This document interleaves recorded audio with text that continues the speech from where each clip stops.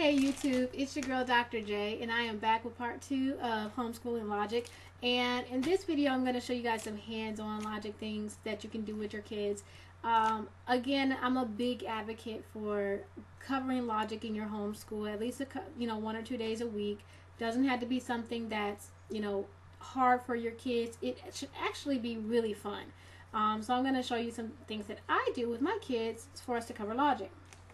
Tangrams are considered logic, and so these are some big tangram cards that we have. I actually got these cards from Discount School Supply. So we have they have the fish and train and all these sort of things, and then these pattern cards I got off of Amazon. So you see car and all this sort of stuff. Well, how you do these tangrams? I have plastic little pieces, hollow. It has the shapes that are covered, and I also have them in wood.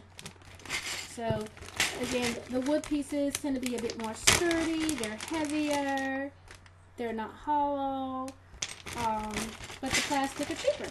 So if you're going for cheap and these don't have to last you forever, go with the plastic. But if you want to pass these down generationally, then you go with the wood. So, but none of them is going to be really expensive. But those are really good to do. I actually love this. This is a calendar that I purchased. These calendars come out every year.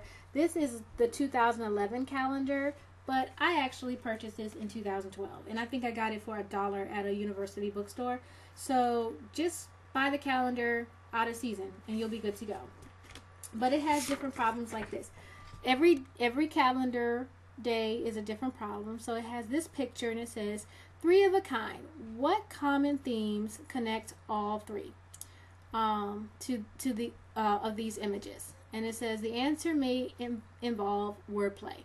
And so the answer is on the back. And so for this one, the answer is, the theme is plates. So you have a license plate, dinner plate, and tectonic plates.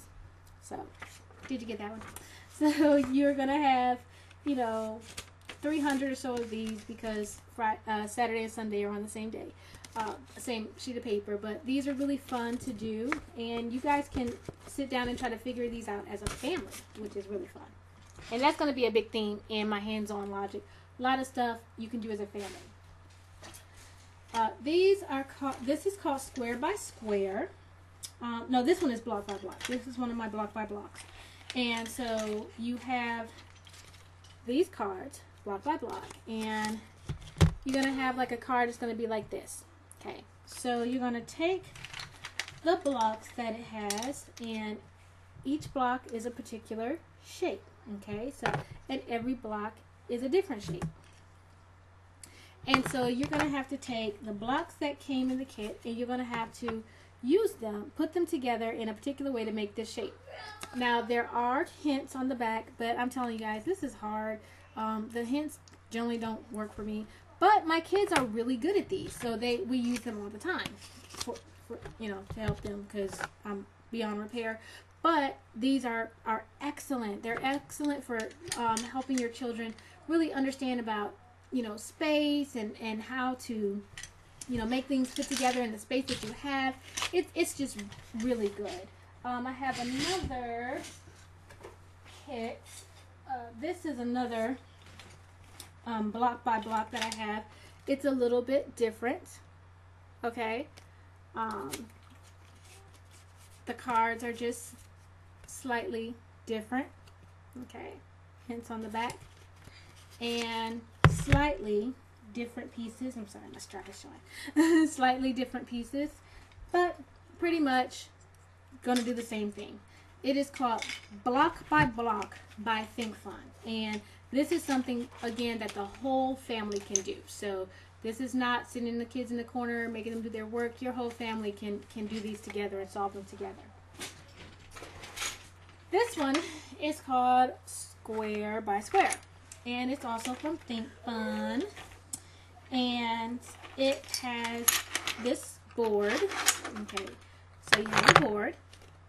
Okay, and in the bottom of the board is a little drawer, and you have these tangrams, okay? And then you have to use these little tangrams and you have to put them together on the board so that they make the design shown. Again, there are some hints on the back, but they get progressively more challenging as you go through the deck.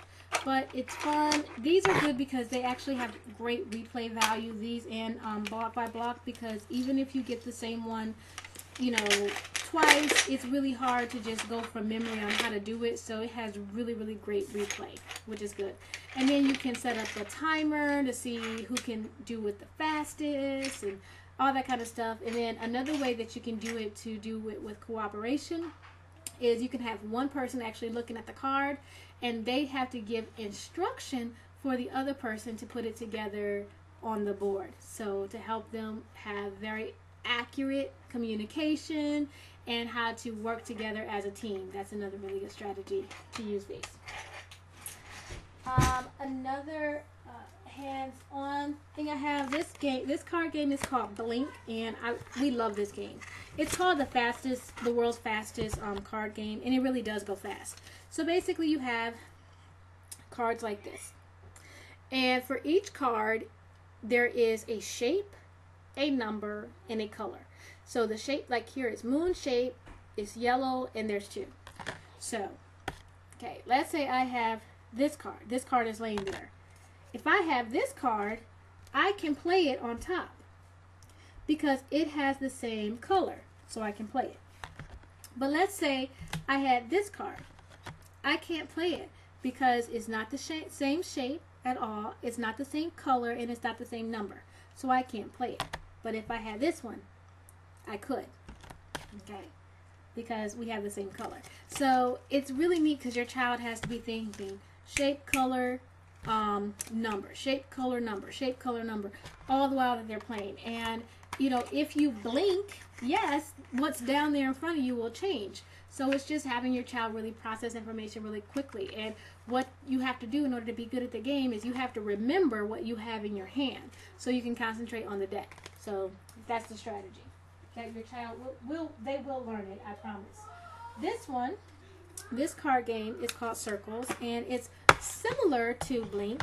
And the way that this one works is you have color and a number. So for on circle number 4, the number is pink, and then 3 is like orange, yellow, 2 is green, and the inside is purple.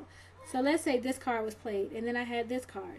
Well, can I play? Do I have anything that matches? Oh, I don't think so. I can't play that one. But let's say this card was played and I had this one. Do I have anything that matches? Yes, I can play it because the number 1 area is purple on both cards. So that's a match, so I can play my card. So again, it's going to go fast because your child is going to have to remember what color is in what area and compare that to what they have to know if they can play it or not. With my kids, I started slow. Like they would have maybe 2 cards, and then as they got better, we go up to, I think we're probably at like 10 or 11. Also, you know, I would deal myself a lot of cards, or I would go really slow when they were really young until they got the hang of it. And then, you know, I started to challenge them a little bit more because they had to learn how to lose too. So, another thing that I have for hands-on, I'll do this one. Set is another card game, and it's kind of like Blink, where you know the object is to identify sets of 3 cards. So each card is going to be unique in its features. So it has a color, a symbol, shading, is it solid, striped, or open, or a number. So where Blink, you just had color, number, and shape. Set adds another dimension, and it's shading. And so it's going to be a higher level for your child to play. So don't start with set. Set's a little bit harder. But again, it's something that the whole family can play. This is called Logic Links. Okay, and it's by Mindware.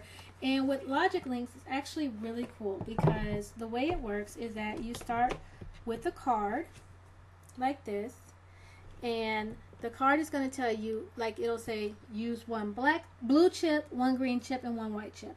And then there's 2 clues for the order. The blue chip and the green chip do not touch. The blue chip is directly on the left of the white chip. And when they say chips, they just mean this little bag of chips here. Okay, so that one's relatively easy.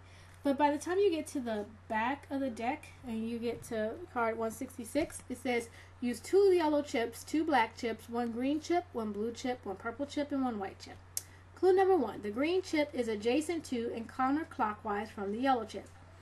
The purple chip touches only black chips. The topmost chip is directly across from the white chip. Neither black chip touches a yellow chip.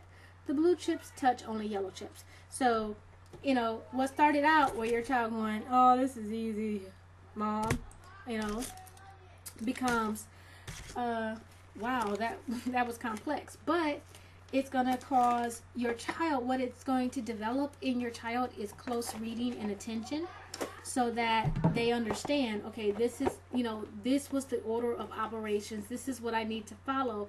So it's going to really help your child with concentration, focus, close reading, and following instructions so that they can get to the answer. Because the thing is, you know, it's not enough to just put the chips out there, but there was a particular order you were trying to get to. When your child gets good at games like this, things like algebra, calculus, trigonometry are going to come so much easier, because algebra, but especially trigonometry and calculus, absolutely require close reading. They require your child to understand the steps and order of operation, and that you can't skip steps. They require your child to understand the rules that are associated with solving the functions. So teaching close reading in a fun way now will help get those brain connections set, help get those neurons firing, so it will be easy for them as they go along. Another thing that, okay, this game, it's a mindware, this is a mindware game, and it is called Pathways. Okay, this one, Think Fun. Oh, this one's actually Think Fun. Okay, so basically it starts with this, oh, that's expert level, so I'm not even gonna start with expert. Let's start with something simple. Okay, this is just my, okay, here's a beginner level 1. Okay, so you have these words. Like first your child has to find the word bunny, hare, hop, and tail. So, but after they find them, they're going to have to cover them with these different coverings. Okay? And so it's not enough to find the word, but you're going to have to match the word with the right covering. Okay? So it starts off really easy. You know, your child will be able to do that pretty easy. But as you get more complex, they don't give you the words in advance. At the advanced level, they don't give you the words, so you have to figure out what words you're looking for, and then you're going to have to cover them with the right pieces. Okay. So it starts out really easy, and your child thinks, what is wrong with Mom? Really? Come on now. But then, you know, okay, your child figure out, okay, one word is probably going to be, you know, this, and another word is probably going to be that. You know, it's like, okay, that, like for instance here, I don't know if you guys can see, you're going to have home, that's going to be covered. And then here, shift goes that way. Then lock goes there. Okay, see, so it's going to look like gibberish to your child until they stop and think about where the words are. So all the words are easy, especially if your child is reading at, you know, the 3rd or 4th grade level. The words are going to be easy. It's really kind of stepping back and being able to see the pattern and fit it with the covers that are there. And this is a favorite for my kids. I don't know if your kids are into Angry Bird. So this is Angry Birds Connects. Okay, so you have Connects pieces. You have like the Connects version of Legos. And then you have the pigs. And you have the Angry Birds. Okay, and you have little catapult thing. So your child is actually going to create the structures, and put the pigs on the structure and launch the birds at the pigs and see if they can knock the pigs off without toppling the structure and stuff like that. So it's really fun, physics in action, but it's all about logic. So if your child is playing it on the computer, this is a way to get them some hands-on stuff. So, another thing that I have on my bag. Okay, last thing I'm going to show you guys is this is Jenga Boom. So you play it just like Jenga. My kids love it. You play it just like Jenga.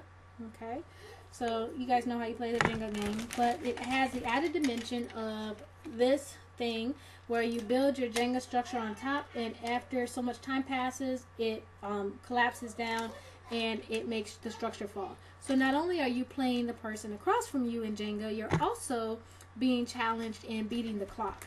So again, it takes logic, it takes strategy.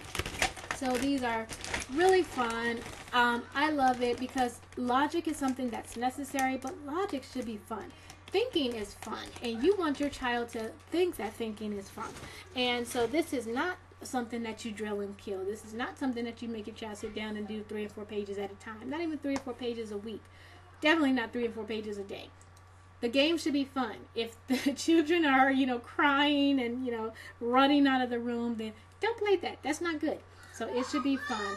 And so that's just how we do things here, how we do logic here. It's really good. We enjoy it, and hopefully this is helpful. This is Dr. J, and I'm out. Bye-bye.